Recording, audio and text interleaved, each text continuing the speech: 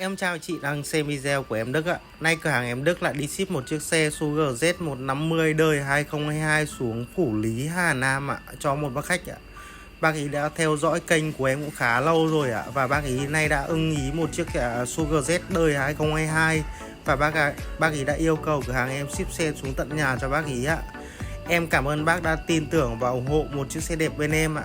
Nhà em thì còn khá nhiều dòng Sugar Z 150, 125 ạ, có màu đen, màu đỏ đủ cả. Các bác ở gần thì cứ qua nhà em ạ, xem xe cụ thể ạ. Em thì ở 36 ạ, phố Hoàng Liệt ạ, Hoàng Mai, Hà Nội ạ. Bác nào mà có nhu cầu thì cứ nhấc máy alo cho em ạ. Cửa hàng em thì có ship xe toàn quốc ạ. Em cảm ơn các bác đã bớt chút thời gian ạ xem video của em Đức ạ. Em chào tất cả mọi người ạ.